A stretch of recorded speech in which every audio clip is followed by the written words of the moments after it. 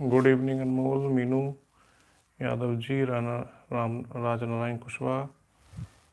तो आप लोग जब तक क्लास शुरू हो रही तब तक आप कमेंट बॉक्स में ये बता दें कि आप कहाँ के रहने वाले हैं, किस जिले और राज्य के, ताकि हम ये जान सकें कि हमारी कक्षा लाइव कहाँ कहाँ तक के छात्र देखते हैं। देखो, असिस्टेंट प्रोफेसर के लिए मार्गदर्शन मिलेगा भाई, क्योंकि मैं खुद हूँ, तो एक नैतिक जिम्मेदारी है मेरी, अनमोल वशिष्ठ। तो एक नैतिक जिम्मेदारी मेरे ऊपर है कि मैं आपका इस क्षेत्र में मार्गदर्शन करूं, मैं करूंगा निश्चित रूप से। लेकिन अभी एक दबाव मेरे पास सिविल सेवा की तैयारी करने वाले छात्रों को लेकर है, तो उसको थोड़ा सा मैं उतार दूं। उसके बाद अगली बारी जो है, या समानांतर रूप से असिस्टेंट प्रोफेसर के लिए प्रयास किए जाएंगे। बिल्कुल निश्चिंत रहें।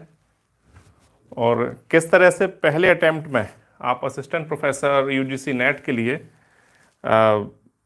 सफल हों, इसके लिए पूरा पूरा प्रयास रहेगा मेरा।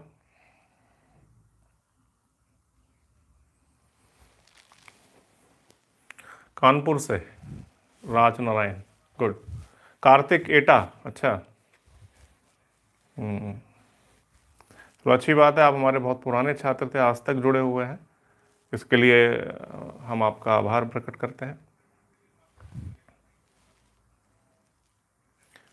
हमें देखकर इस लाइन में आने का सोचा है अनमोल। बिल्कुल बिल्कुल सोचिए और चिंता ना करें। जो विश्वास आपने दर्शाया है उस पर खरा उतरने का पूरा प्रयास करेंगे। और कुछ भी नहीं, एक तरीका होता है, एक स्ट्रेटजी होती है। कंपटीशन एग्जाम एक स्ट्रेटजी के तहत ही हल किया जाता है। कोई ऐसा नहीं है कि, अगर आप ये देखो कि कितना सारा सिलेबस है, कितना पढ़ना होता है, तो फिर ये जानना चाहिए कि एक ना एक तरीका जरूर होता है, कुछ ना कुछ तरीके होते हैं जो मिस हो रहे होते हैं। तो वही बताने के लिए लाइव मैंने शुरू किया है कि मैं आपको सारा अनुभव आपको दे सकूं। अच्छा, नेट हो गया है, गुड। अनमोल का बहुत बहुत बधाई, आधी सफलता तो आपको मिल चुकी है। और मैं आपको बता दूं, जो छात्र जुड़े हुए हैं, मेरा छोटा भाई आप लोग जानते होंगे, समीर कुलश्रेष्ठ, वो भी जो है पहले ही प्रयास में, दूसरा प्रयास था यूजीसी नेट के लिए, उसका जेआरएफ हुआ। और उसके बाद पीएचडी जो एंट्रेंस उसने दिया, वो पहली बार में सफलता प्राप्त की, और इसमें पीएचडी आगरा यूनिवर्सिटी से वो कर रहा है। तो मुझे लगता है बस थोड़ा सा आप जुड़े रहें, सब संभव होगा।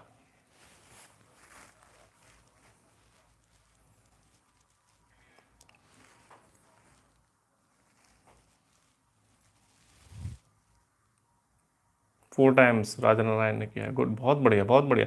आप जैसे ही, राजा नारायण जैसे ही छात्र, अभ्यर्थी, टीचर, शिक्षक, ये सब होते हैं जो मार्गदर्शन प्रदान करते हैं, प्रेरणा बनते हैं। बहुत बढ़िया।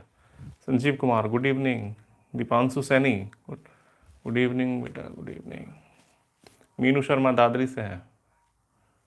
स्ट्रगल लाइफ, भाई कॉम्पिटिटर्स की ज़िंदगी वैसे भी स्ट्रगल से भरी हुई है, और आप आ, उसी का परिचय मत बने। अपना नाम असल लिखें, फिरोज खान, गुड इवनिंग, बहुत बढ़िया। तो काफ़ी छात्र जुड़ चुके हैं, काफ़ी अभ्यर्थी, काफ़ी हमारे साथी जुड़ चुके हैं, मैं देख रहा हूँ।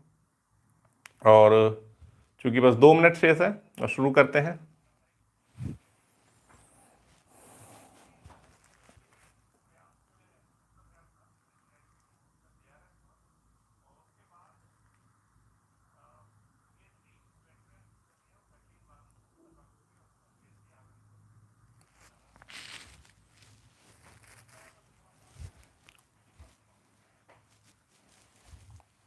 राजकुमार कानपुर से जुड़े हुए हैं।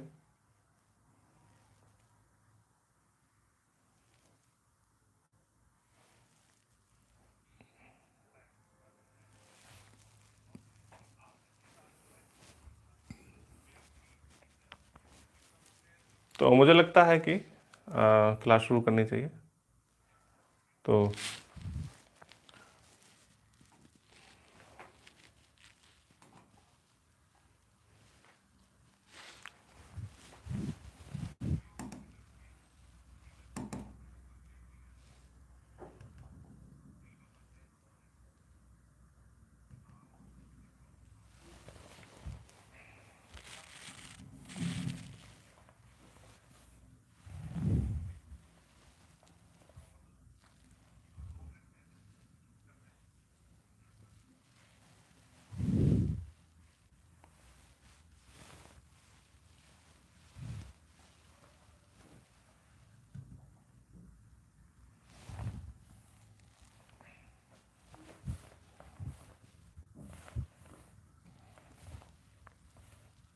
तो साथियों, आज की इस क्लास में जैसा कि आप देख रहे हैं,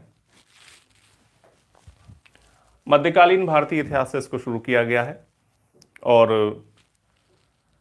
भाग एक इसको नाम दिया गया है इस्लाम धर्म का उदय। उसमें महमूद गजनवी और मोहम्मद गौरी इनका अध्ययन करेंगे और साथ ही में जो आवश्यक फोटोज़ होंगे उनको आपको दिखाया जाएगा और सभी कुछ कहानी, डायग्राम, मैप के माध्यम से आपके सामने विषय वस्तु, कंटेंट रखा जाएगा।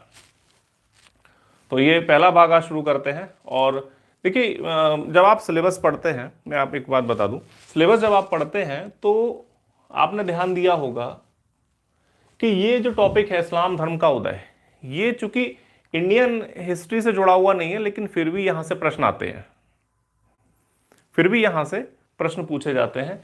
तो फिर ये सोचने में आता है आखिर ये टॉपिक दिया कहां से। तो मेरा मानना है कि यदि प्रश्न आते हैं और सिलेबस में टॉपिक नहीं है तो आपको उसका अध्ययन करना पड़ेगा। तो इसे आप देखिए, क्या आपको दिखाई दे रहा है? मुझे कमेंट बॉक्स में बताएं।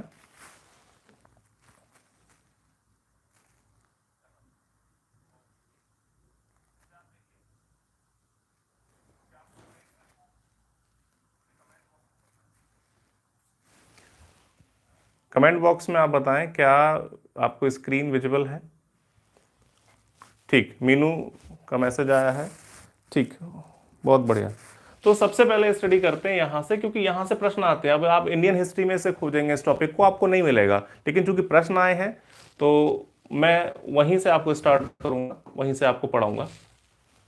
तो सबसे जो इस्लाम धर्म के संस्थापक हैं वो पैगंबर हजरत मोहम्मद साहब, ये मोस्ट इंपॉर्टेंट प्रश्न है। ये यूपीएससी लेवल तो खैर मैं नहीं कहूँगा, और पीसीएस से लेके निचले जितने भी एग्जाम हैं वहाँ तक आता है, क्योंकि यूपीएससी आईएएस के एग्जाम में कॉन्सेप्चुअल प्रश्न होते हैं जो इस तरह के फैक्ट से दूर होते हैं।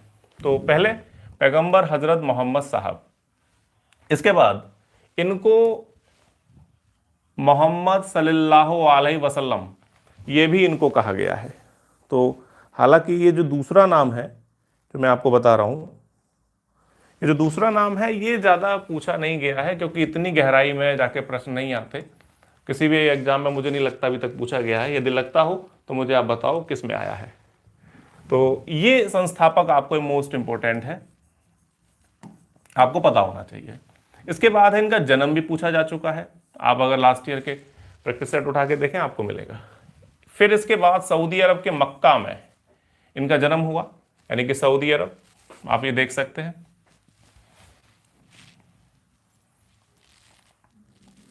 यहां पे ये एक मैप,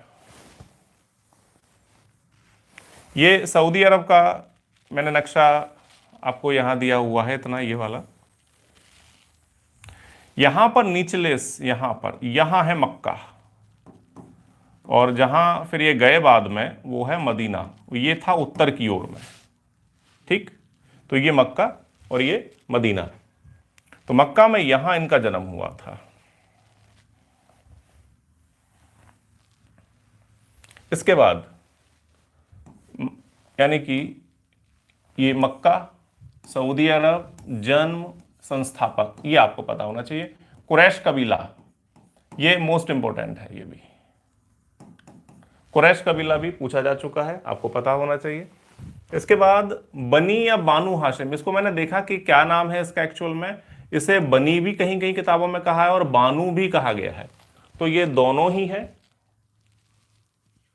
दोनों ही आपको पता हो, बनी या बानू। ज्यादातर आपको ये बनी के नाम से आएगा, बनी हाशिम, बनी हाशिम शाखा जो कुरैश कबीले की थी वो। और ये बनी हाशिम शाखा किस नाम पर पड़ी है? इसे आप देखें, ये थे पैगंबर साहब के परदादा, उनका नाम था हाशिम। तो पैगंबर साहब के जो परदादा थे उनका नाम था हाशिम। इस के आधार पर उनकी जो कुरैश कबीले की शाखा थी उसको हाशिम कहा गया। तो पूरा कॉन्सेप्ट, यानी कि कुछ भी रटना नहीं है, किस आधार पर वो नाम पड़ा था वो आपको बताया गया। इसके बाद है इनके बचपन का नाम। पैगंबर साहब के बचपन का नाम अल अमीन था, इसका मतलब है विश्वसनीय। हालांकि कम प्रश्न पूछा जाता है। कासिम नामक पुत्र होने के कारण, इनका एक पुत्र कासिम बताए जाते हैं, इस कारण मोहम्मद साहब को अबू अल कासिम, यानी कि कासिम अल ऑफ के लिए यूज करते हैं, का के लिए, अबू यानी कि पिता, कासिम का पिता। तो आप देख सकते हैं कि ये नाम भी एक तरह से फेम में आ जाता है, फेमस हो जाता है। तो वो उसका मुख्य कारण यही है कि ये कासिम के पिता, कासिम के पिता कहे जाते हैं। इसके बाद इनके पिता और माता ये बहुत ज़्यादा आते हैं, अब्दुल्ला यानी कि पिता और माता अमीना। ये बचपन में ही इनके माता पिता का निधन हो गया और इस कारण इनका जो पालन पोषण इनके चाचा अबू तालिब ने किया। अच्छा प्रश्न है।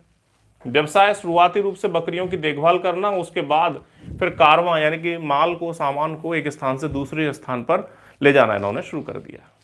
इसके बाद खदीजा जो एक स्त्री थी, विधवा एक स्त्री थी और बहुत बड़ी व्यापारी थी, तो ये उसके संपर्क में आए, इसका माल ट्रांसपोर्ट होता था, तो इस विधवा से ही, और ये जो है व्यापारिक प्रतिनिधि भी बने इस विधवा औरत के, क्योंकि बहुत बड़ी बिजनेसमैन थी, विधवा थी। और जब ये पैगंबर साहब 25 वर्ष की आयु के थे तब इन्होंने खदीजा यानी कि इसी बिजनेसमैन से, इसी लेडी से विवाह किया और उस समय इसकी उम्र 40 वर्ष थी। हालांकि ये उम्र वाला ज़्यादा नहीं पूछा जाता, ये ज़्यादा इंपॉर्टेंट है कि खदीजा इनकी पत्नी थी और ये इनके व्यावसायिक प्रतिनिधि, व्यापारिक प्रतिनिधि के रूप में इनके साथ थे। इसके बाद 40 वर्ष की आयु में इन्हें मक्का में जबल अल नूर एक पहाड़ी है, वहां पर हीरा गुफा है। इसमें हीरा पहाड़ी करके जो दिया जाता है वो थोड़ा सा आप क्लियर कर लें कि जो पहाड़ी का नाम है वो जबल अल नूर है और जो वहां पर गुफा है उसका नाम हीरा है। तो हीरा गुफा में इनको ज्ञान प्राप्त हुआ। वहां पर देवदूत थे यानी कि अल्लाह के दूत थे, जिब्राइल, उन्होंने इन्हें ज्ञान दिया और यानी कि जो खुदाई इल्हाम जिसे कहा गया है, ज्ञान देने को खुदाई इल्हाम, वो दिया। और तब ये फिर पैगंबर कहे गए, यानी कि पैगंबर पैगाम लाने वाले, यानी कि जनता तक उस देवदूत का जो पैगाम इन तक आया वो इन्होंने जनता तक पहुंचाया। इस कारण इनको पैगंबर भी कहा गया। नबी यानी कि सिद्ध पुरुष, रसूल यानी कि ईश्वर के दूत, ये भी इनको कहा गया। यानी कि जैसे ही इनको ज्ञान प्राप्त हुआ देवदूत जिब्राइल से, इनको नबी, पैगंबर, रसूल ये सब कहा गया। और क्या कहा था ये जानना जरूरी है कि देवदूत जिब्राइल ने उनको बताया कि अल्लाह के अतिरिक्त और कोई नहीं है, यानी कि जो परमेश्वर है, यानी कि जो केवल एक ही शक्ति है वो अल्लाह है और मोहम्मद उनके पैगंबर हैं। यानी कि जो हम हिंदू धर्म में परम ब्रह्म के बारे में जानते हैं, बस उसी तरह से ईश्वर के बारे में जानते हैं, उसी तरह से इन्होंने, देवदूत ने जो बताया कि अल्लाह के अतिरिक्त तो अन्य कोई भी नहीं है और अल्लाह ने जो पैगंबर बना के भेजे हैं वो मोहम्मद साहब को बना के भेजा है। और ये वुलजले हेक की एक लाइन है कि इस्लाम का उदय इतिहास के चमत्कारों में से एक है। ये ज़्यादा आने वाला प्रश्न नहीं है, ये आप कभी नेट की तैयारी कर रहे हो तभी इंपॉर्टेंट रहेगा। तो अब मैं देख लेता हूँ इस वाले पूरे पेज पे कि आपको याद क्या करना है, उसे मैं टिक कर देता हूँ। तो वो आप जो है उसको याद रखना, पीसीएस लेवल से खासकर, और यूपीएससी के लेवल से तो आपको सभी पढ़ना होता है, उसमें तो कोई दो राय नहीं है, फैक्चुअल थोड़ा सा बचना पड़ेगा, लेकिन यूपीपीसीएस और उससे निचले स्तर के सारे एग्जाम्स के लिए पर्याप्त है। तो संस्थापक पता होने चाहिए, जन्म, मक्का, कुरैश, बनी हाशिम, पिता, माता, चाचा अबू तालिब, पत्नी खदीजा, ये विधवा थी, और जो ज्ञान मिला वो 40 वर्ष की आयु में मक्का में जबल अल नूर पहाड़ी में जो हीरा गुफा है वहां, मोस्ट इंपॉर्टेंट। और उसके बाद फिर यहां से और कोई प्रश्न इतना संभावित नहीं है कि आए, तो आप इतना याद कर लीजिए, ये बिल्कुल तय है, यानी कि इतना बेसिक आपको पता होना चाहिए। तो यहां से लेकर किसी का कोई प्रश्न हो तो पूछ सकते हैं। उसके बाद फिर मैं इसका आप स्क्रीनशॉट ले लीजिए, इंपॉर्टेंट है। और नोट्स आप चाहे तो इससे बना सकते हैं, अन्यथा मैं टेलीग्राम चैनल का लिंक मैंने दिया हुआ है, उससे आप जुड़ जाइए, वहां पर मैं इसके नोट्स की पीडीएफ आपको सेंड कर दूंगा। तो जो छात्र स्क्रीनशॉट लेना चाहते हैं वो ले लें, इसके बाद फिर अगले पेज पर बढ़ते हैं।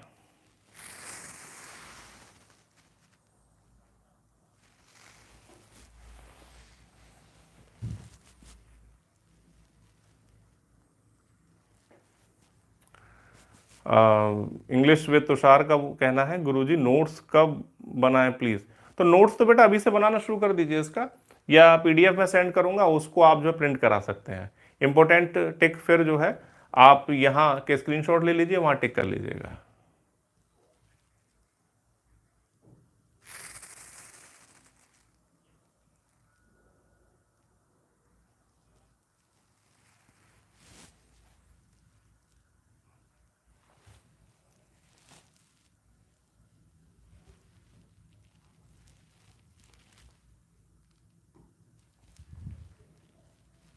ठीक, इसके बाद अब आगे बढ़ते हैं।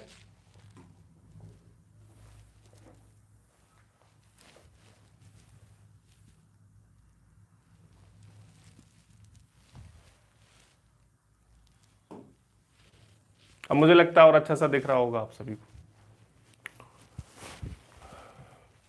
अब बात करते हैं कि इनकी जो पहली शिष्या थी,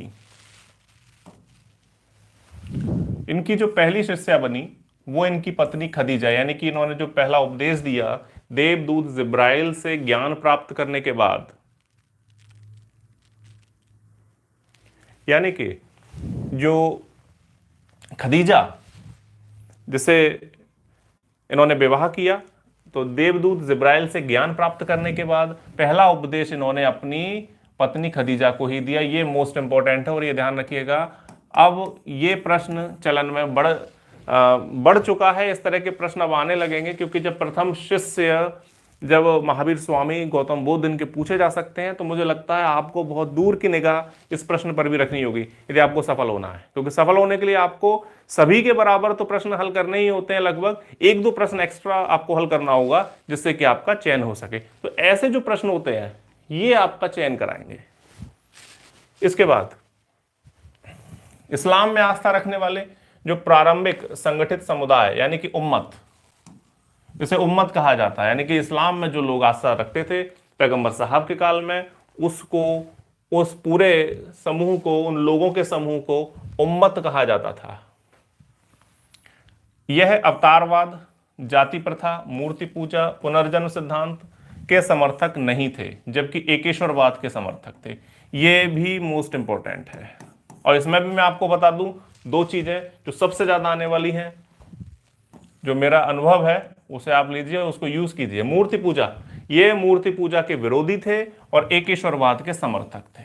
ये दो पॉइंट मोस्ट इंपॉर्टेंट है जो बिल्कुल एग्जाम में करीब करीब यदि यहां से प्रश्न आता है तो यही प्रश्न पूछे जाते हैं। एक तो हिजरत वाला प्रश्न जो आगे होगा, और एक ये कि एकेश्वरवाद, यानी कि एक ही अल्लाह, एक ही ईश्वर, बस वही है और उसके अलावा कोई नहीं। तो इसका मतलब ये है एकेश्वरवाद, और उसको बस आंख बंद करके इस तरह से पूजिए, और कोई मूर्ति बनाने की आवश्यकता नहीं है, वो मूर्तियों में नहीं है। तो ये एक मोस्ट इंपॉर्टेंट कॉन्सेप्ट है इनकी फिलॉसफी का। इसके बाद अब बात करते हैं, मूर्ति पूजा के ये विरोधी थे, ठीक, एकेश्वरवादी थे, यानी कि आंख बंद करके रहस्यवादी रूप से बस अल्लाह को मानते थे इस तरह से। और मूर्ति पूजा, यानी कि मूर्ति जो ये पूजा करने का विरोध करते थे। लेकिन समस्या क्या आ गई यहां पर, मोस्ट इंपॉर्टेंट कॉन्सेप्ट है ये, क्या कि इनका जो कबीला था, कुरैश कबीला, वो मूर्तियां ही बनाता था, क्योंकि यहां ये जिस क्षेत्र में रहते थे वहां पर पहले मूर्तियां ही बनती थी, मूर्तियों की पूजा होती थी, ठीक। लेकिन अब चूंकि इनको ज्ञान मिला कि मूर्ति पूजा गलत है, एकेश्वरवाद का समर्थन करना है, तो फिर इन्होंने अपने कबीले का विरोध करना शुरू कर दिया और कबीले ने इनका विरोध करना शुरू कर दिया। यानी कि इन्होंने अपने परिवार से ही दुश्मनी, अपने कबीले से ही दुश्मनी मोल ले ली कि मूर्तियां आप ना बनाएं, आप एकेश्वरवाद का समर्थन करें। तो कुरैश कबीले के सदस्यों ने कहा आप तो हमारे पेट पर लात मार रहे हैं कि मूर्तियां बनाकर बेचकर तो अपना खर्चा चलाते हैं।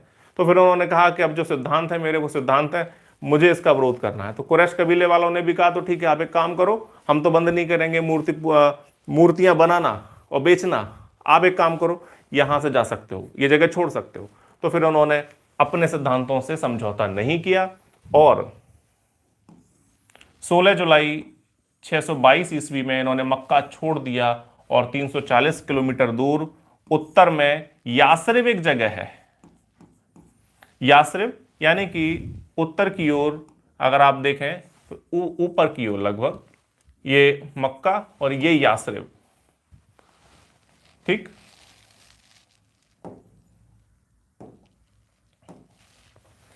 ये मक्का है और ये यासरिब, ये यहां चले गए 622 ईस्वी में और इन्होंने अपना विचार प्रचार वहीं करना शुरू किया। और जहां पर ये गए वहां को मदीनतुन नबी अर्थात नबी का शहर अर्थात मदीना कहा गया। यानी कि इस यासरिब जगह को क्या कहा गया? मदीनत उन नबी, अर्थात इसका अर्थ है नबी का शहर, नबी का शहर। मदीनत का मतलब होता है शहर, ठीक है। तो मदीनत का मतलब शहर यानी कि नबी का शहर, इस यासरिब जगह को कहा गया। इसीलिए बस शॉर्ट में कर दिया, मदीनत को मदीना कहा गया फिर बाद में, यानी कि शहर ही है बस इसका अर्थ। मदीना का अर्थ, शाब्दिक अर्थ शहर है। तो क्लियर हुआ आपको कि यासरिब जगह पर मेनली ये गए थे और इसी को कहा गया नबी का शहर अर्थात मदीनत उन नबी, और इसी को शॉर्ट में बाद में कहा जाने लगा मदीना। तो मुझे लगता है ये बेसिक कॉन्सेप्ट आपको क्लियर हुआ होगा कि मदीना शब्द की उत्पत्ति कैसे हुई। इसके बाद जो 622 में ये गए थे तो इसी घटना को हिजरत कहा गया। और आगे चलकर जो द्वितीय खलीफा, दूसरे मुख्य खलीफा, मैं आपको बता दूं, अभी यहां शॉर्ट में बता देता हूं कि पैगंबर ये थे। इसके बाद पैगंबर, ये अंतिम पैगंबर माने जाते हैं इस्लाम धर्म में। इनके बाद कोई भी पैगंबर नहीं बनाया गया क्योंकि ये अपने आप में एक विशिष्ट इनको बनाए रखना था इस्लाम धर्म में। इस वजह से अब पद चला खलीफा का, खलीफा का पद चला। पहले खलीफा थे अबू बकर और दूसरे थे उमर द्वितीय। तो दूसरे थे उमर द्वितीय, ठीक। तो जो दूसरे खलीफा थे उमर, उन्होंने फिर इसी 622 को आधार बनाकर हिजरी संवत चलाई और एक कैलेंडर भी चलाया उसके आधार पे। क्लियर? तो ये अंतर ध्यान रखना है कि हिजरत की घटना किसने की, यानी कि पलायन, दूसरी ओर जाना, वो किसने किया? पैगंबर साहब ने। और हिजरी संवत किसने चलाई, इस्लामिक कैलेंडर उसके आधार पर किसने चलाया? वो थे खलीफा उमर, दूसरे खलीफा उमर। उन्होंने कैलेंडर संवत, ये कैलेंडर संवत चलाना जो है वो कोई पैगंबर व्यक्ति नहीं करेगा। ये जो खलीफा थे, राजनीतिक एक प्रतिनिधि थे, वही इस काम को कर सकते हैं। पैगंबर का काम एक तरह से आप मान के चलिए कि एक तरह से सादगी पूर्ण यहां से वहां जाना, तो वो ये थोड़ी नहीं कहेंगे कि संवत चलाओ। तो ये जो खलीफा हुए दूसरे, उन्होंने हिजरत जो हुई पैगंबर साहब की, उसकी याद में उसी समय से हिजरी संवत को आरंभ करा दिया और इस्लामिक कैलेंडर चलाया। ये मोस्ट इंपोर्टेंट है। तो ये कॉन्सेप्ट क्लियर हुआ? मुझे कमेंट बॉक्स में बताएं खलीफा का मतलब क्या होता है। खलीफा बेटा मैंने अभी आपको जस्ट बताया, आपके प्रश्न से पहले ही आपको मैंने बता दिया था, अभी मैंने आपका मैसेज देखा कि खलीफा का मतलब होता है कि पैगंबर जो धार्मिक प्रमुख थे, राजनीतिक प्रमुख थे, दोनों ही थे ये। लेकिन धार्मिक प्रमुख यहां से समाप्त कर दिए गए और पूरा जो क्षेत्र था वो राजनीति करने के लिए खलीफा को दे दिया गया। यानी खलीफा होते थे राजनीतिक प्रमुख, यानी कि पूरा साम्राज्य संभालने वाले खलीफा। उनका धर्म से कोई मतलब नहीं था, ठीक। और धर्म के लिए फिर कुरान थी ही। अब मदीना में जब ये पहुंच गए, जैसे कि मैंने अभी आपको ऊपर बताया कि ये मक्का छोड़कर यासरिब गए, जिसको मदीनतुन नबी कहा गया, नबी का शहर, जिस कारण शॉर्ट में इसको मदीना कहा जाने लगा। तो वहीं पर इन्होंने अरबी में कुरान की रचना की, क्योंकि कुरान लिखा, और ये मुसलमानों का धार्मिक ग्रंथ है। इसमें 114 सूरा यानी कि अध्याय है। सूरह का मतलब अध्याय से है, 114 अध्याय हैं इसके अंतर्गत। इन्होंने अपने अनुयायियों को 5 कर्तव्य बताए, ये हम थोड़ी देर में देखेंगे। अब ये जो बता दिया आपको मैंने, इसमें किसी छात्र को कोई समस्या हो तो बताइए, और उसके बाद फिर मैं इसमें इंपॉर्टेंट टिक कराता हूं, उसे आप फिर स्क्रीनशॉट के साथ रख लीजिएगा।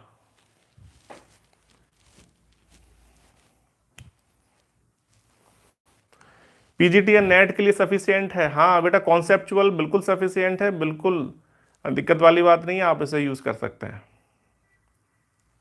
नेट जेआरएफ के लिए बिल्कुल सही रहेगी। अच्छा ये बताओ, मैं ओपनली नहीं बोल रहा हूँ इस चीज़ को, क्योंकि हिस्ट्री का मैं खुद असिस्टेंट प्रोफेसर हूँ, हिस्ट्री मेरा मेंस में सब्जेक्ट रहा है, तो भाई ये खून में है मेरे कि जब भी पढ़ाऊँ तो कुछ अच्छा बेहतर पढ़ा दूँ। ये सारी चीज़ें आपको नेट और जो असिस्टेंट प्रोफेसर की जो बुक्स भी आप इनके लिए पढ़ोगे तो उनमें भी ये सब नहीं दिया होगा।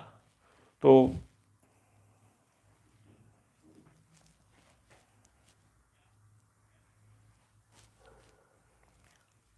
नेट जेआरएफ के लिए आप इसको ज्वाइन कर सकते हैं, बिल्कुल बेफिक्र। सीडीएस के लिए बेटा, हाँ जीएस तो जीएस होता है, आप सीडीएस के लिए जीएस तो कहीं से भी स्टडी कर सकते हैं। क्लास धर्मेंद्र पूछ रहे हैं पर डे, हाँ बेटा एवरीडे नहीं होगी ये, अब मुझे भी थोड़ा आराम करना होगा, अन्य भी काम है मेरे पे थोड़े, तो ये मंडे टू फ्राइडे रखूंगा इसको मैं। धर्मेंद्र, रघुनंदन बोल रहे हैं बहुत अच्छा पढ़ाते हैं, मध्यकालीन के लिए अच्छी बुक्स का सुझाव दीजिए। भैया मध्यकालीन के लिए जो आप बुक पूछ रहे हो रघुनंदन, किस एग्जाम के लिए पूछ रहे हो? तो एग्जाम के ऊपर निर्भर करेगा कि किस प्रकार की बुक की आपको आवश्यकता है, तो उसे आप लिख दीजिए, मैं आपको बताता हूं। तो यहां पर अब मैं, चूंकि ज्यादा ये सब हो गया, किसी को कोई प्रश्न हो इसको लेकर, समझने को लेकर, तो वो आप पूछ सकते हो, और फिर मैं इसमें इंपॉर्टेंट टिक कराता हूं। पहली शिष्या, ये अभी से तैयार करना इसको शुरू कर दो, और अभी से तैयार करना शुरू कर दो, और इसको बिल्कुल इस प्रश्न को साइड में रख कर, यानी कि जेब में संभाल कर रखो। ये अब आयोगों द्वारा दिया जाना संभावित है प्रबल रूप से। प्रथम शिष्या खदीजा। उम्मत ये टिक करने के लिए पूछ लिया जाता है, काफी इंपॉर्टेंट है पीसीएस के दृष्टिकोण से, कि उम्मत क्या है, उम्मत का डैश लगा देंगे, बताइए क्या है इसमें, या मिलान के लिए दे देंगे। तो काफी इंपॉर्टेंट प्रश्न है कि प्रारंभिक संगठित समुदाय, यानी कि जो इस्लाम को मानता था, उसे कीजिए। मूर्ति पूजा इसमें कीजिए, एकेश्वरवाद के समर्थक और मूर्ति पूजा के विरोधी नहीं थे, यानी कि विरोधी हैं, ठीक, इसे कीजिए। इसके बाद इन्हें अपना कुरैश कबीला ही छोड़ना पड़ गया, क्योंकि वो मूर्तियां बनाना चाहता था, अपना खर्चा चलाना चाहता था, और ये अपने सिद्धांतों की वजह से वो सब सहन नहीं कर सकते थे। तो 622 में इन्होंने मक्का छोड़ा, और ये यासरिब जो मेन जगह है वहां चले गए, और इसी को ही बाद में मदीना कहा गया, ठीक। ये घटना हिजरत कहलाई, और इसी 622 को आधार बनाकर हिजरी संवत चलाया दूसरे खलीफा उमर ने। और वो चलाएगा संवत कैसे? कोई कैलेंडर चलाएगा तभी तो संवत, यानी कि जो सन है उसका यूज करेगा। तो इस्लामिक कैलेंडर हो, हिजरी संवत हो, तो वो सब का सब आप उमर को टिक कर सकते हैं। इसके बाद ये इंपॉर्टेंट है काफी, मदीना में लिखा, अरबी में लिखा, कुरान को, ये धर्म ग्रंथ है। 114 सूरा ये नहीं पूछे जाते हैं, जो इंपॉर्टेंट है वो आपको मैं बता रहा हूं। और ये 5 कर्तव्य बताए, ये आपको थोड़ी देर में देखेंगे, तो इसका आप स्क्रीनशॉट ले लीजिए। इसके बाद आगे हम देखते हैं कि पैगंबर साहब ने, अब देखिए इतना सारा इंपॉर्टेंट है कि जो हमसे छूट जाता है मध्यकालीन भारतीय इतिहास पढ़ने के चक्कर में, और जो हम शुरू करते हैं वो गौरी गजनबी से शुरू करते हैं। तो ये आप ना तो एंशियंट हिस्ट्री में पढ़ पाते हैं, ना मिडाइवल में पढ़ते हैं, तो यहां से इतने सारे प्रश्न आप देख सकते हैं कि जो आपसे छूटते हैं। तो इसका आप स्क्रीनशॉट ले लीजिए। इसके बाद अब आगे चलते हैं।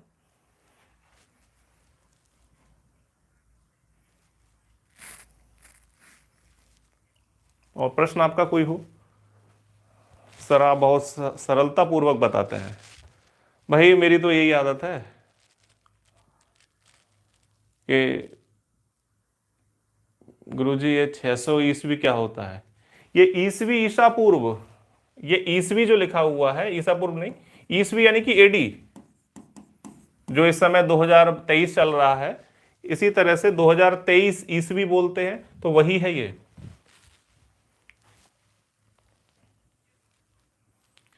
रघुनंदन का कहना है पीजीटी नेट जेआरएफ के लिए मध्यकालीन का, तो इसके लिए कोई अच्छा कॉन्सेप्चुअल आप पढ़ सकते हो। पीजीटी के लिए आपको फैक्ट पढ़ना पड़ेगा, कोई फैक्चुअल बुक, है ना। और नेट जेआरएफ के लिए पीजीटी जो फैक्चुअल है उसके लिए आप फैक्ट के लिए तो सौरभ चौबे का अच्छा आता है, पप्पू सिंह का भी ठीक है, उसको आप ले सकते हैं। और चूंकि कॉन्सेप्ट पूछा गया है नेट जेआरएफ के लिए, नेट जेआरएफ में कॉन्सेप्ट अच्छा पूछा जाता है, तो उसके लिए आपको हरिश्चंद्र वर्मा लेना पड़ेगा, सतीश चंद्रा लेना होगा, है ना। यही सेम प्रश्न रमन शुक्ला का है बेटा, वही आप भी सुन लीजिए। आप एंशियंट हिस्ट्री भाई बिल्कुल पढ़ाएंगे, एंशियंट हिस्ट्री क्या, हम तो पॉलिटी, ज्योग्राफी, इकोनॉमिक्स सारा पढ़ाएंगे, क्योंकि ये जीएस की क्लास है, सरलता से पढ़ाते हैं। बहुत बहुत धन्यवाद सचेंद्र। पूरी हिस्ट्री पढ़ाएंगे सर, नो टेंशन, हाँ पूरी पढ़ाएंगे।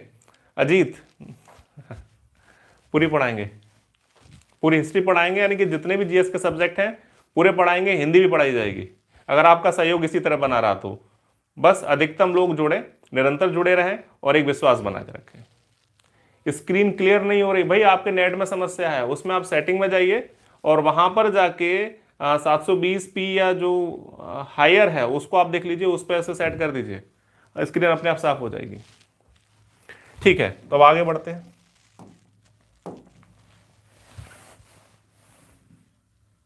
अब बात करते हैं पैगंबर साहब ने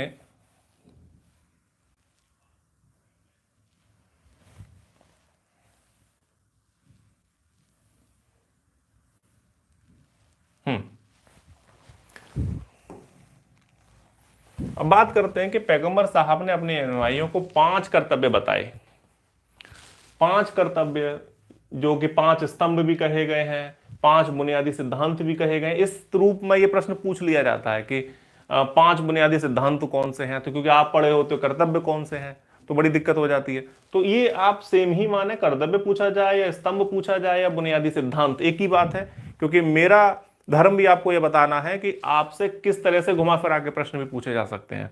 और चूंकि एग्जाम का टाइम 2 घंटे का होता है, 1.5 घंटे 1 घंटे का होता है, तो वहां इतना प्रेशर होता है कि आप ये बातें समझ नहीं पाते। तो कर्तव्य ही नहीं, स्तंभ और बुनियादी सिद्धांत के रूप में भी ये प्रश्न पूछे जा सकते हैं। तो पहला क्या बताया उन्होंने, रोजा। रोजा यानी कि रमजान का महीना पड़ता है, रोजा रखना यानी कि व्रत रखना, यानी कि उपवास रखना, ठीक है। ये 1 महीने करीब रखे जाते हैं, तो ये रखना होता है यदि आप इस्लाम को मानने वाले हैं। इसके बाद नमाज, प्रतिदिन आपको 5 बार पढ़नी होगी, और इस नमाज यानी कि प्रार्थना, इसका जो शाब्दिक अर्थ है प्रार्थना, ये आपको करना है। और ये 5 बार जो होती है उसका टाइम भी दिया गया है, उस टाइम के अनुसार उस नमाज को क्या कहते हैं, तो ये बेसिक कॉन्सेप्ट आपको पता होना चाहिए। हालांकि एग्जाम्स में ये प्रश्न कम आते हैं, जो बिल्कुल सूक्ष्म धार्मिक प्रवृत्ति के प्रश्न होते हैं वो प्रश्न कम पूछे जाते हैं। लेकिन एक जानकारी के तौर पर पता हो कि नमाज होती है तो 5 बार पढ़ी जाती है, और उसको क्या बोलते हैं। क्योंकि आप भारत में रह रहे हैं, आपको धार्मिक विविधता के बारे में पता होना चाहिए। सुबह की होती है उसको फज्र बोलते हैं, फज्र। दोपहर की जुहर, सूरज ढलने से पहले जो करते हैं उसको अस्र, सूरज छिपने के बाद मगरिब, और रात में ईशा। तो ये 5 प्रकार की नमाज इस्लाम धर्म में बताई गई है। इसके बाद ज़कात, यानी कि हर साल अपनी आय का 1/40वां भाग, या इसको परसेंट में कहें तो 2.5%, 2.5%, ये ज़कात के रूप में आप अपनी इच्छा से दान करें, यानी कि अपनी आय का अपनी इच्छा से 2.5% आप वक्फ बोर्ड है, मस्जिद है, इनमें आप दान करिए। एक निर्धारित मात्रा से अधिक मात्रा में जो संपत्ति आपको होती है तो ज़कात देना पड़ता था। तो ये जो है एक निर्धारित मात्रा कर दिया। मान लीजिए कि कोई गरीब है, बेचारा मांग कर अपना खर्चा चला रहा है, अपना जीवन जी रहा है, तो अब वो बेचारा ज़कात कहाँ से देगा? तो इसी वजह से एक निर्धारित मात्रा कर दी गई कि अगर आप इतनी संपत्ति आपके पास है तो आप ज़कात जरूर दें। तो इसी संपत्ति की न्यूनतम मात्रा को निसाब कहा जाता है, निसाब। तो इस निसाब से यदि आपकी आय अधिक है तो आपको ज़कात देना चाहिए, यानी कि फिर कुल आय का 2.5% के हिसाब से। किसी विशेष अवसर पर सदका नामक कर भी लिया जाता था जो ज़कात के समानार्थी है। ये अगर मैं बात करूं मुगल काल की, मुगल काल में ज़कात वर्ड थोड़ा कम चलता है, सदका पूछा जाता है। तो ये जो एक तरह से ज़कात के समानार्थी है, तो ये काफ़ी इंपॉर्टेंट प्रश्न है और नेट के लिए, पीजीटी के लिए बहुत इंपॉर्टेंट है कि सदका क्या होता था। तो ज़कात के जैसा ही होता था, लेकिन ये किसी विशेष अवसर पर लिया जाता था कि जब कोई मस्जिद बनवानी है या कोई धार्मिक कार्य करना है तो उसके लिए पैसा चाहिए, तो ये कह दिया जाता था कि अगर आपका आर्थिक स्तर ठीक है तो आप जो है सदका भी दान कीजिए। इसके बाद है चौथा, कलमा। इसका पाठ करना। कलमा की कुल संख्या 6 है। हालांकि आपको बस कलमा तक वैसे पता होना चाहिए कंपटीशन के हिसाब से, है ना, रणनीति तो यही कहती है, लेकिन चूंकि अब कलमा है तो क्या है, इनकी संख्या जो है 6 है। तैयब, शहादत, तमजीद, तौहीद, अस्तगफार और रद्द कुफ्र। तो ये कलमा की संख्या 6 है, इनका पाठ करना बताया गया है। और इसके बाद है हज। पूरे जीवन में कम से कम एक बार हज यात्रा जाना है और वो भी मक्का। यानी कि हज के अंतर्गत कहा गया है कि आप अपने जीवन में कम से कम एक बार, न्यूनतम एक बार मक्का आप जाइए। और वहाँ पर मैंने क्रम बनाया हुआ है, चूँकि मेरा खुद इंटरेस्ट था जानने के लिए और मैं चाहता हूँ कि बच्चे जाने कि अगर हज यात्रा में कहाँ कहाँ जाना होता है। प्रश्न मुझे नहीं लगता कि नीचे से ज़्यादा आते होंगे, यानी कि जहाँ जहाँ हज यात्रा के लिए जाया जाता है तो वहाँ से इतने प्रश्न मुझे नहीं लगता कि विशेष आते हैं।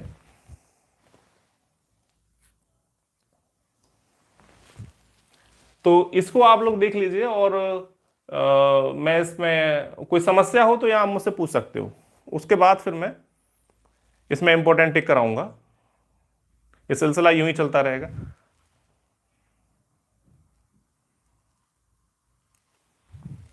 धन्यवाद सर, आपके पिछले सारे क्लास को भी गहनता से मैंने पढ़ रखा है। रमन शुक्ला बोल रहे हैं। बिल्कुल बिल्कुल, 8 बजने का इंतजार बिल्कुल मुझे भी था, मैं तो 10 मिनट पहले आ गया। योग को बोल रहे हैं शेयर मारो दबा के। भाई हाँ, ये जरूर करिएगा यदि आपको अच्छा लग रहा है तो। और ये रघुनंदन का प्रश्न है, आप रेगुलर पढ़ाओ तो भाई मैं रजिस्टर बिल्कुल बनाइए भाई, बिल्कुल बनाइए, बिल्कुल रेगुलर पढ़ाया जाएगा। बस आप सभी का साथ बना रहे। केवल जो कंकरेंट व्यूअर्स हैं इस समय 31 जुड़े हुए हैं, मात्र दूसरी कक्षा है ये। बहुत बढ़िया। पीडीएफ कहाँ से मिलेगा, धर्मेंद्र का कहना है।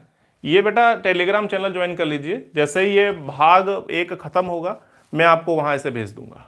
अभी आप स्क्रीनशॉट इसका ले लीजिए। तो यहाँ किसी का प्रश्न हो इसको लेकर तो आप मुझसे पूछ सकते हो और फिर मैं इसमें इंपॉर्टेंट आपको टिक कराऊं।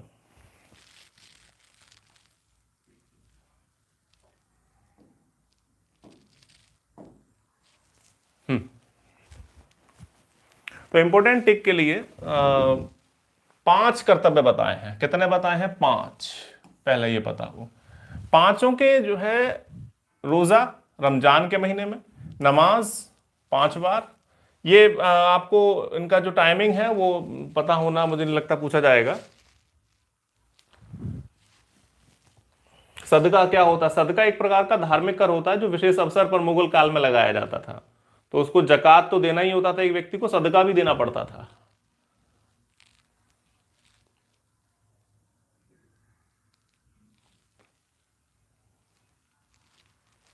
इसके बाद मैं इंपॉर्टेंट टिक करा दूं, उसके बाद मैं देख रहा हूं आपके काफी मैसेजेस आ रहे हैं, अभी मैं जवाब देता हूं। जकात ये बहुत ज्यादा इंपॉर्टेंट है। अपनी आय का 1/40वां भाग देना, इसको परसेंट में यदि हम बदलें तो 2.5% जकात, ये आना चाहिए।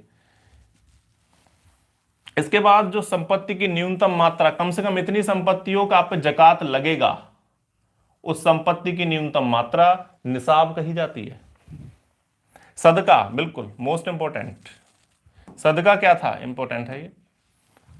कलमा संख्या 6 नहीं पूछी जाती, आप ना करें, क्योंकि आप अगर एक जानकारी के तौर पर इसको याद करना चाहते हैं तो ठीक है, लेकिन कंपटीशन के हिसाब से दिमाग में ज्यादा एक्स्ट्रा चीजें ना रखें, क्योंकि दिमाग जितना खाली होगा कंपटीशन के हिसाब से याद करने वाली चीजें उतनी ही आप ज्यादा रोक सकेंगे।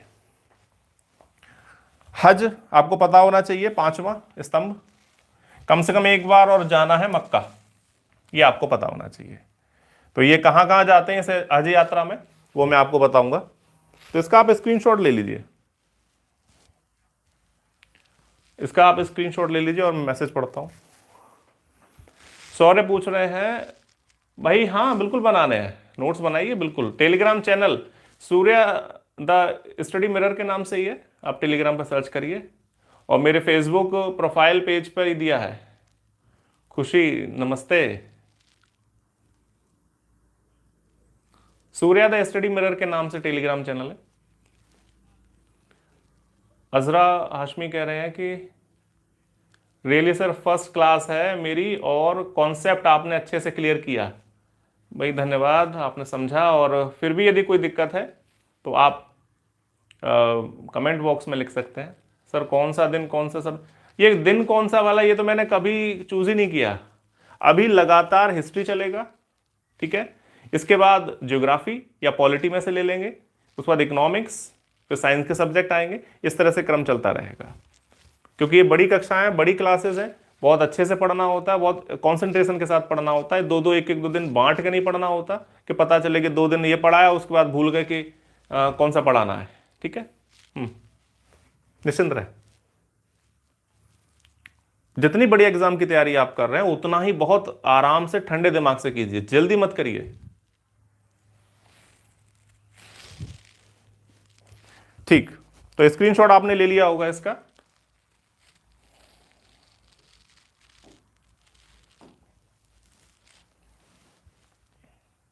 अब जो मैंने आपको बताया कि जो हज के लिए जाते हैं, तो मैंने कुछ इसमें देखा कि क्या क्रम होता है, और मेरी एक दिलचस्पी भी है जानने की आखिर धर्मों का सार क्या है।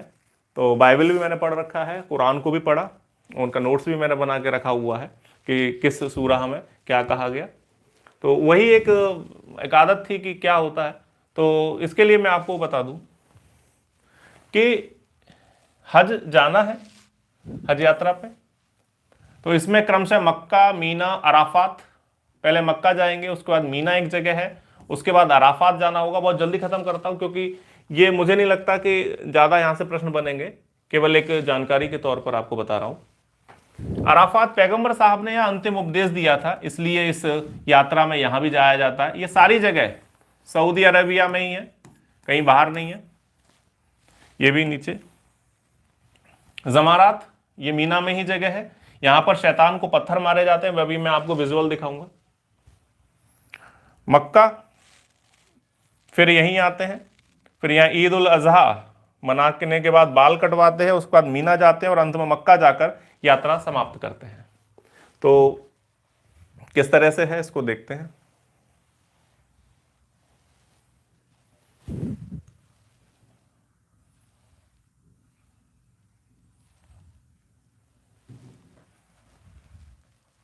ये देखिए, आप देख रहे होंगे इधर कि जो मक्का के लिए जाते हैं, आखिर ये जो कावा बना हुआ है, ये जो ब्लैक कलर में आप देख रहे हैं चौकोर, ये काबा है। मेनली हज यात्रा पर जाने का मतलब है यहां जाना, कुछ एक 2-4 जगह और हैं वहां जाया जाता है, और फिर घूम के फिर यहां आकर अपनी यात्रा समाप्त की जाती है। तो ये वही सारी मैंने आपको यात्राएं बताई।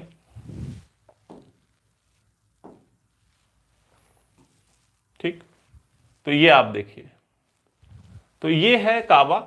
ये एक्चुअली क्या था मैं आपको बता दूं कि ये पैगंबर साहब से जो पहले पैगंबर थे, हजरत इब्राहिम, हजरत इब्राहिम, ये उनका घर था, वो यहां रहते थे। हालांकि उस समय इतना ऐसा नहीं होगा, ये यहां रहते थे और ये उनका एक निवास स्थान था। ठीक, यात्रा क्यों करते हैं हज की, यानी कि यहां पर क्यों आते हैं लोग दूर दूर से, इसका भी मैं आपको कारण बता दूं। क्योंकि ये मक्का में है। ठीक, पैगंबर साहब जब यहां से छोड़कर गए थे तो वो मदीना गए थे। ठीक, मदीना में उन्होंने अपना एक जो राजनीतिक एक साम्राज्य था वो स्थापित किया, कुरान लिखी, और फिर यहां पर उनको पता चला कि मक्का में पिछले पैगंबर हजरत इब्राहिम का जो घर है वो मूर्ति पूजकों ने घेर लिया है, और यहां पर वो मूर्तियां जो है मूर्तियों की पूजा करते हैं यहां आसपास। इस वजह से पैगंबर साहब ने वहां से रुख किया मक्का की ओर, और यहां काबा को मूर्ति पूजकों से दूर किया, उनको यहां से भगा दिया। तो इसी याद में जो इस्लाम में मोमिन है, यानी कि इस्लाम में ईमान रखने वाले, यानी कि मुसलमान लोग, वो दूर दूर से हज यात्रा के लिए मक्का आते हैं। यहां पर काबा इसकी परिक्रमा करते हैं। परिक्रमा यानी कि वामावर्त होती है इस तरह से, जो एंटी क्लॉकवाइज वामावर्त 7 परिक्रमाएं लेंगे, और फिर इसके बाद अन्य स्थानों पर निकलेंगे, जो कि मैंने आपको क्रम बताया। ठीक, इसको मैं आपको और दिखाऊंगा।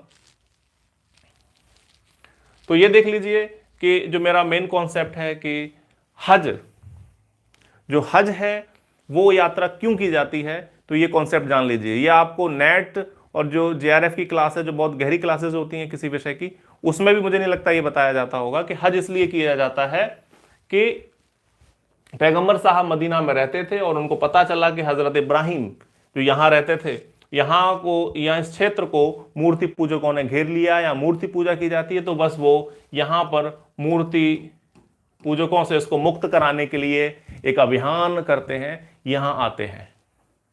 तो इसी याद में हज मनाया जाता है। इसी वजह से देश दुनिया से दूर दूर से यहाँ पर लोग आते हैं, चक्कर लगाते हैं, और आगे चल के जैसे कि मैंने बताया मीना जो जमारात में शैतान को पत्थर मारना, तो वो शैतान वो थे जो मूर्ति पूजा करते थे। तो यहाँ पर जब आप घूमने या निकलते हैं तो वहाँ 3 पहाड़ियाँ हैं, यहाँ पर लोग पत्थर उठाते हैं और एक प्रतीक के तौर पे इन पहाड़ियों पर पत्थर मारते हैं।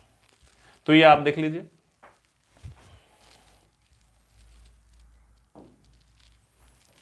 इसके बाद और मैं क्लियर कर दूं आपको,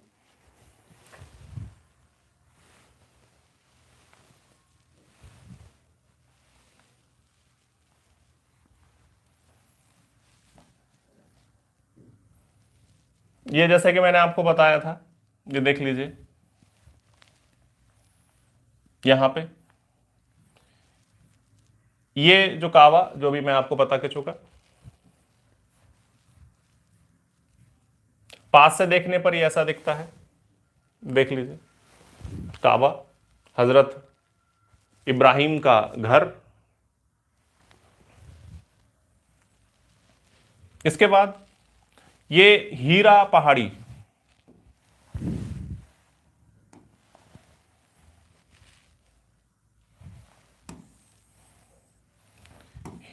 सॉरी जबल अल नूर, ये पहाड़ी है जबल अल नूर पहाड़ी, और इस पर ये गुफा, हीरा गुफा, जिसमें लोग आपको जाते हुए, एंट्रेंस है इसका, जाते हुए दिख रहे हैं।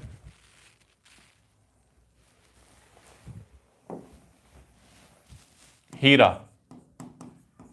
गुफा यानी कि केव, वो ये है, ये एंट्रेंस है इसका। फिर लोग दूसरी ओर से इसमें निकलते हैं।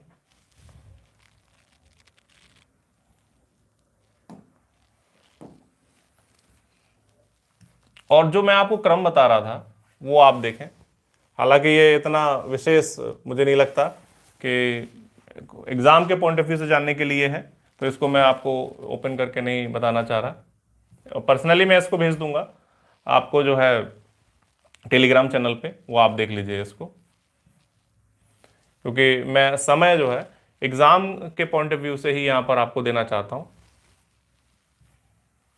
ठीक, तो यहां पर अगर आप चाहें तो कुछ चीजें हैं जो याद कर सकते हैं कि पैगंबर साहब ने अंतिम उपदेश कहां दिया, अराफात में, और पत्थर मारे जाते थे, जहां शैतान को पत्थर मारते थे, वो जगह मीना में पड़ती है, जमारात। ठीक, तो ये आपको ये दो चीजें चाहो तो आप इसमें याद कर सकते हैं, लेकिन आने की संभावना थोड़ी सी कम रहती है ऐसे प्रश्नों की।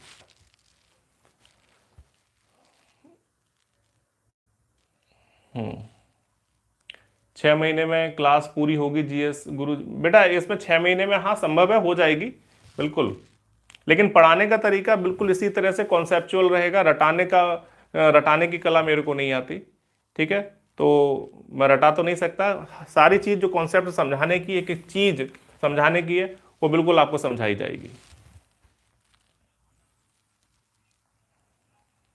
केबीएस पीजीटी हिस्ट्री की तैयारी कर रहे हैं, बिल्कुल अभी तो फिलहाल क्लास लीजिए, और पीजीटी हिस्ट्री के लिए मैं आपको बुक बता दूंगा। केबीएस के लिए काफ़ी हार्ड अच्छी बुक पढ़नी पड़ेगी, फैक्चुअल से काम नहीं चलेगा, उसमें कॉन्सेप्ट वाले प्रश्न आते हैं केबीएस में, तो फैक्ट से नहीं चलेगा। सतीश चंद्रा है, बीडी महाजन है, इनको ले लीजिए। हरिश्चंद्र वर्मा भी ठीक है। फैक्चुअल के लिए भी कोई एक बुक लगा के साथ में चलिए, क्योंकि आपको ऐसे ऐसे एग्जाम के लिए फैक्ट भी करने होते हैं और कॉन्सेप्ट भी करने होते हैं, दोनों अलग अलग किताबें आपको पढ़नी पड़ेंगी।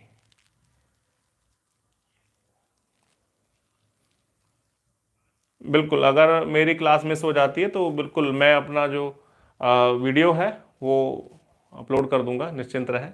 लेकिन कोशिश करें कि आप यहाँ पर अपने प्रश्न लिख देते हैं तो मैं उनके जवाब भी तुरंत दे देता हूँ। हाँ महेंद्र प्रताप सिंह, बिल्कुल रोज आया करेंगे, कोशिश है पूरी, बस आप साथ सहयोग बनाए रखें। राजनारायण बोल रहे हैं, बहुत अच्छे कॉन्सेप्ट हैं। हाँ बिल्कुल, मैं खुद ही आपसे बोल रहा हूँ कि स्टडी के लिए ये चीज़ें इतनी इंपॉर्टेंट नहीं है, लेकिन फिर भी मुझे लगता है कि किसी धर्म की जानकारी आपको थोड़ी बहुत हो तो वो बुरी भी नहीं है। ठीक, अब आगे बढ़ते हैं। तो ये काबा कहाँ है, इसके बारे में थोड़ा सा मैंने उल्लेख किया हुआ है। सऊदी अरब के हिजाज प्रांत में मक्का शहर में अल हरम मस्जिद के पास स्थित है। ठीक है, जो मक्का में जो अल हरम मस्जिद है, जो आप मस्जिद अभी आपने देखी जिसमें काबा था, उस पूरी मस्जिद को अल हरम मस्जिद बोलते हैं। और इसमें काले रंग का चौकोर काबा है। इसकी स्थापना पैगंबर हजरत इब्राहिम, जो मैंने आपको बताया, पैगंबर साहब से पहले के एक पैगंबर थे, उन्होंने की थी, और वो वहां रहते थे, इनका निवास स्थान था। यहां पर लोग आके 7 बार चक्कर लगाते थे, आते थे, जैसे मान लीजिए ये है, तो जैसे आए 7 बार चक्कर लगाए, इसके बाद फिर यात्रा पे निकल गए, मीना अराफात व जमारात वहां होते हुए फिर मीना लौट के आए, और फिर यहां पर 7 बार चक्कर लगा के फिर अपने घर को ऐसे जाते थे। तो ये परिक्रमा लगाना आवश्यक था।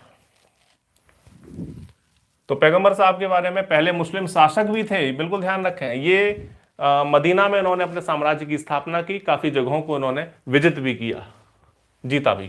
तो जिन्होंने अपने राज्य की स्थापना मदीना को राजधानी बना के किया, और जो सुन्नी भ्रातृत्व भावना यानी कि मिल्लत पर आधारित था, जो सुन्नी भाईचारा यानी कि जो कुरान को मानते हैं, तो वो भाईचारा वाले लोग, यानी कि इस पूरी भावना को कहा गया मिल्लत। ये प्रश्न पूछा जा चुका है कि मिल्लत क्या होता है, कि सुन्नी भाईचारा। कुरैशों से इनका युद्ध हुआ, 3 युद्ध हुए, बद्रा, ओहुद और डिच, 3 युद्ध हुए अपने ही कबीले से, और इसमें ये जीते 628 में। और फिर इन्होंने मक्का की पहली बार तीर्थ यात्रा की, यानी कि जो इन युद्धों में जीते, और जो चूंकि ये आए ही, जो मैंने आपको बताया था कि ये मक्का की ओर इन्होंने प्रस्थान किया था, तो वो 3 युद्ध बीच में इनके हुए, और इसी वजह से जो तीर्थ यात्रा मैंने आपको बताया कि हज यात्रा करते हैं, वो इसी याद में करते हैं, ताकि मक्का के काबा को मूर्ति पूजकों से हटाया जा सके। जो अभी मैंने आपको बात बताई थी वही बस यहाँ लिखी हुई है। काबा पूर्व में रह रहे पैगम हजरत इब्राहिम के निवास स्थल था। इसी तीर्थ यात्रा की याद में विश्व भर से अनेक मुस्लिम धर्म के अनुयायी, इसमें जोड़ लीजिएगा, के अनुयायी मक्का हेतु हज यात्रा करते हैं। ठीक, तो ये भी आपको मैं भी समझा के चुका था। इनकी पैगंबर साहब की मृत्यु, इनका इंतकाल 632 ईस्वी में हुआ मदीना में। इनके मकबरे के ऊपर हरे रंग की गुंबद है। इनका इन्होंने अपना कोई उत्तराधिकारी, यानी कि अपने साम्राज्य का कोई भी उत्तराधिकारी नियुक्त नहीं किया। कोई भी उत्तराधिकारी उन्होंने नियुक्त नहीं किया। उन्होंने सब कुरान के ऊपर छोड़ दिया, सुन्नी भाईचारे यानी कि मिल्लत के ऊपर छोड़ दिया। अपनी आपसी सहमति से जिसको बनाना चाहो इस साम्राज्य को देखने वाला वो आप बना सकते हो। इन्होंने अपना कोई भी उत्तराधिकारी नहीं बनाया। तो ये आप देख लीजिए, इसमें किसी कोई समस्या हो तो आप मुझे कमेंट बॉक्स में बता सकते हैं।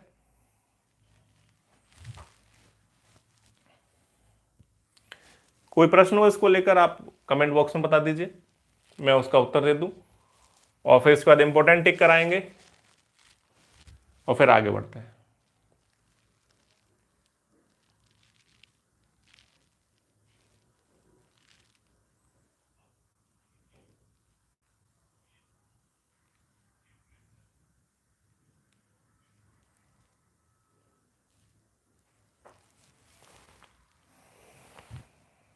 ठीक, तो मुझे लगता है आपको कॉन्सेप्ट क्लियर है, ये सारी चीज़ अभी बता ही चुका था। तो इसमें इंपॉर्टेंट क्या है वो टिक कर लीजिए। ये सऊदी अरब यानी कि आपको पता होना चाहिए कि जो काबा है वो अल हरम मस्जिद है, उसमें काबा बना हुआ है चौकोर ब्लैक कलर का काबा, मक्का में, सऊदी अरब देश। और इसकी स्थापना हजरत इब्राहिम पैगंबर थे, उन्होंने की थी। अब केवल इंपॉर्टेंट टिक करा रहा हूं जो आने लायक है एग्जाम्स में। प्रथम मुस्लिम शासक थे, यानी कि पैगंबर साहब एक धर्मगुरु भी थे और मुस्लिम शासक भी थे। और ये सुन्नी भाईचारे यानी कि जिसे मिल्लत कहा जाता है, मिल्लत अर्थात सुन्नियों के बीच भाईचारा, प्रेम भाव। 3 युद्ध कुरैशों से जो युद्ध हुए, बदरा, उहूद और डिच, तीनों युद्धों के नाम पता होने चाहिए। सने नहीं आती हैं, निश्चिंत रहें, सने नहीं पूछी जाती। ये कॉन्सेप्ट है कि हज यात्रा क्यों की जाती है वो आप समझ लीजिए, इतना और गहरा प्रश्न ऐसे नहीं आता। ठीक है,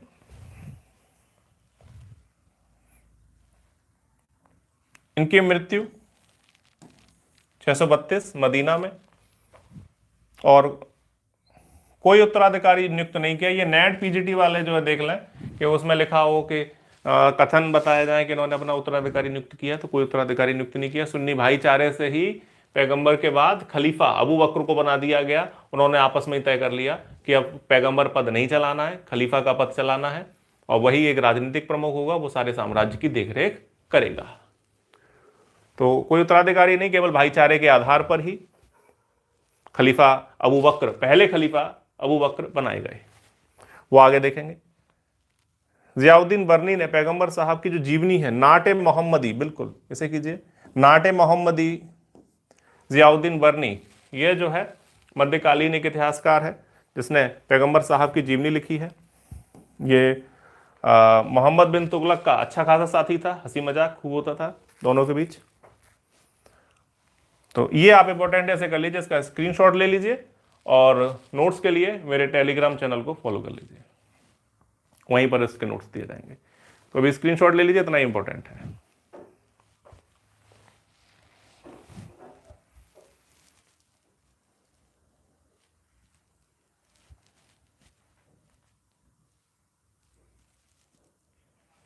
अब आगे देखते हैं।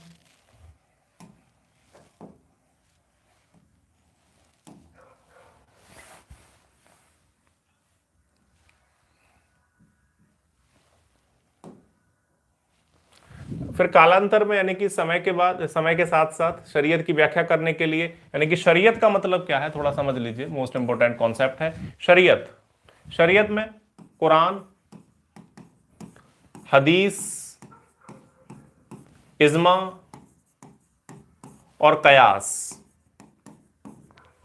ये 4 चीजों का ही जो को सामूहिक रूप से शरीयत कहा जाता है। ये कॉन्सेप्ट आपको क्लियर होना चाहिए कि शरीयत क्या है। कुरान यानी कि पैगंबर साहब ने जो अपनी शिक्षाएं दी हैं वो शरीयत का अंग है। हदीस, पैगंबर साहब के क्रियाकलाप, उनका जीवन जिनसे हमें सीखने को मिलता है, वो हदीस शरीयत का अंग है। इज्मा, जो मुस्लिम जो उलेमा वर्ग है, विधिवेत्ता है, जो कानून बनाने वाले हैं, उन्होंने जो नियम कानून थोड़े समय समय पर बना दिए उनको इज्मा कहते हैं। और कयास का मतलब है कयास यानी कि अनुमान लगाना, अनुमान यानी कि इसके आधार पर ये तय कर लेना। तो इनके आधार पर कुछ भी, तीनों के आधार पर सोच कर जो मुस्लिम प्रभावशाली वर्ग है यानी कि जो उलेमा वर्ग है, धार्मिक वर्ग है, जो अनुमान के आधार पर, इन तीनों को पढ़कर अनुमान के आधार पर जो निर्णय दे देते हैं उसको कयास कहते हैं। ये भी शरीयत का अंग है। तो इज्मा के अंतर्गत तमाम किताबें लिखी जा सकती हैं, कयास के अंतर्गत तमाम जो आदेश होते हैं, कुरान हदीस अपने आप में एक किताबें हैं, ठीक है। तो ये सभी का समूह शरीयत कहा जाता है। तो पता होना चाहिए, इंपॉर्टेंट कॉन्सेप्ट है।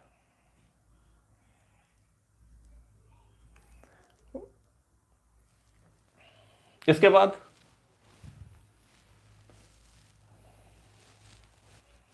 और तो ये ज्यादा नहीं पूछा जाता। हनीफा पंथी जिम्मियों के रहने की अनुमति देता है, यानी कि जो गैर मुसलमान हैं जिन्हें जिम्मी कहा जाता है। इंपॉर्टेंट है कि जो शरीयत की व्याख्या करने के लिए इस्लाम धर्म में 4 विचारधाराएं बनी, मलिक पंथी, शफी पंथी, हम्बल पंथी और हनीफा पंथी।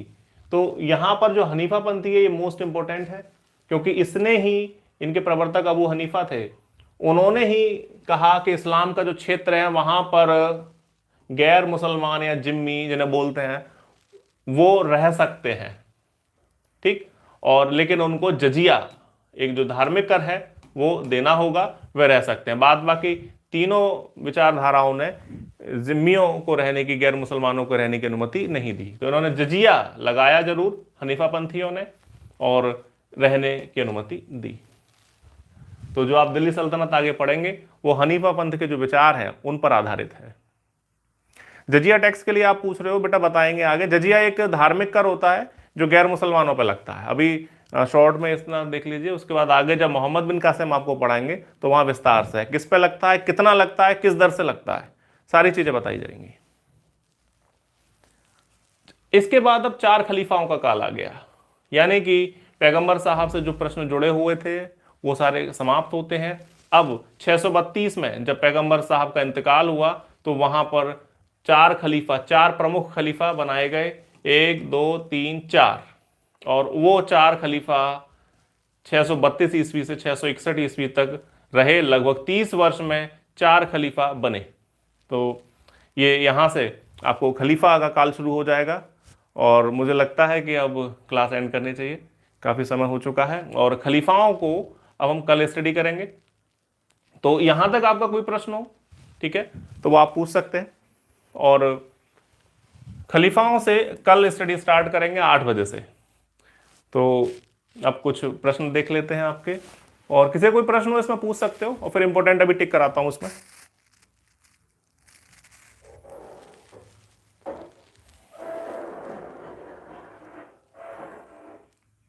सर कुछ योग तो पूछ रहे हैं कि सर कुछ इतिहासकारों के अनुसार मोहम्मद की मृत्यु राजा भोज के मंत्री काली ने के द्वारा हुई थी। बिल्कुल, ये कहाँ से पढ़ रखा है आपने, बिल्कुल बेकार, इसमें कोई दम नहीं है इस फैक्ट में कि राजा भोज। और राजा भोज कौन से वाले, परमार वाले भोज या गुर्जर प्रतिहारों वाले मेहर भोज? तो ये भी नहीं, उनका वहां से जुड़ना, ये बात आप लगभग ये ठीक कह रहे हो, लेकिन ये चीज है नहीं इस तरह से। जो राजा भोज है यानी कि सम्राट मेहर भोज हैं, ये अरबी थे, अरब के रहने वाले थे। ये तो मान सकते हैं कि अब आप देखिए पैगंबर साहब का काल क्या है, 570 से 632, ठीक है। अब जो आप भोज परमार की बात कर रहे हो वो लगभग 900 के आसपास में रहता था, ठीक है। और 850 के आसपास में थे गुर्जर सम्राट मेहर भोज। तो अब आप देखो कहां ये मैच कर रहा है, टाइमिंग भी मैच नहीं कर रही है, कोई कॉन्सेप्ट ही नहीं है ये तो, ठीक। या कोई राजा भोज हो तो मुझे बताओ कौन से हैं फिर तीसरे। क्लियर हुआ?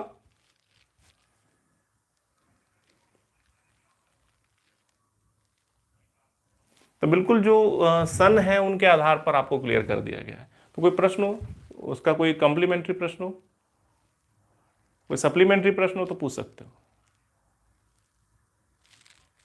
हाँ, प्रोफेट मोहम्मद ने ही कुरान बनाया था, बिल्कुल। मतलब उन्होंने, जब पूछा जाता है कि कुरान की रचना किसने की एग्जाम्स में, एग्जाम से पूछा जब जाए कि कुरान की रचना किसने की, तो आप प्रोफेट मोहम्मद को ही टिक करेंगे। बाद बाकी धार्मिक रूप से आपको जो बताया जाता है वो आप उसको मान सकते हैं। तो आज की क्लास बच्चों एंड करते हैं, और किसी का कोई प्रश्न हो तो आप मुझे लिखें। और ये 7 बार राउंड क्यों लगाते हैं बेटा, इसकी जानकारी नहीं है, मैंने और ज्यादा गहरा नहीं पढ़ा। हाँ, तो जैसा होगा जो होगा मैं जानता हूँ तो निश्चित बताऊंगा, अन्यथा घुमा फिरा कर आपको मैंने बिल्कुल नहीं बताऊंगा, बिल्कुल स्पष्ट रखूंगा बात को। मैंने कॉन्सेप्ट नहीं चेक किया, देख लूंगा कि कल बता दूंगा कि 7 बार ही क्यों लगाते हैं। हालांकि वो टॉपिक कंपटीशन के हिसाब से तो इंपॉर्टेंट नहीं है, लेकिन फिर भी क्योंकि प्रश्न है आपका तो मैं प्रयास पूरा करूंगा। अभी एक भाग खत्म हो गया, नहीं अभी नहीं हुआ, अभी एक भाग, अभी इसमें जो है गजनबी और गौरी इनकी स्टडी और होनी है, तब ये भाग खत्म होगा।